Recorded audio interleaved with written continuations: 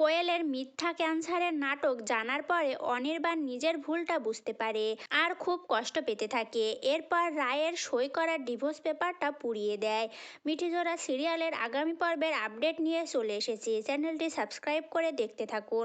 রায় অনির্বাণের বাড়ি থেকে বেরিয়ে এসে ডিভোর্স পেপারে সই করে অনির্বাণের বাড়িতে পাঠিয়ে দেয়। এরপর রায় রাতে অনির্বাণের সকল ব্যবহারগুলো নিয়ে খুব কষ্ট পেতে থাকে। তখনই কিছু একটা শব্দ পেয়ে রায় বাইরে যায় আর সেখানে গিয়ে দেখতে পায় নীলু ফোনে কথা বলছে।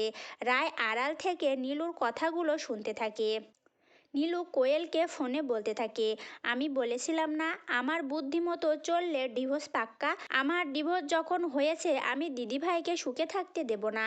এই কথাগুলো শুনে রায় বুঝতে পেরে যায় নীলু কোয়েলের সাথে হাতে হাত মিলিয়ে প্ল্যান করে অনির্বাণের কাছ থেকে রায়কে দূরে সরানোর প্ল্যান করেছে।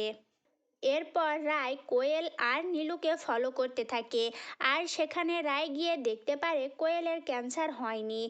আর রায় কোয়েল আর নীলুর সমস্ত কথা ফোনের মধ্যে রেকর্ড করতে থাকে। এরপর রায় সমস্ত প্রমাণ জোগাড় করে অনির্বাণের বাড়িতে চলে যায় আর সেখানে গিয়ে অনির্বাণকে বলে ওঠে, তুমি যার জন্য এতদিন আমাকে অপমান করেছো সে তোমার চোখে ধুলো দিয়ে ক্যান্সারের নাটক করে বেড়াচ্ছে। এই দেখো আসল রিপোর্ট, আর আমার কাছে আর একটা প্রমাণ আছে। এরপর তার ফোনে করা সেই ভিডিও অনির্বাণকে দেখাতে থাকে।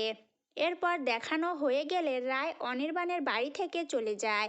অনির্বাণ তখন নিজের ভুলটা বুঝতে পারে আর খুব কষ্ট পেতে থাকে আর রায়ের সই করা সেই ডিভোর্স পেপারটা আগুনের মধ্যে পুড়িয়ে দেয়।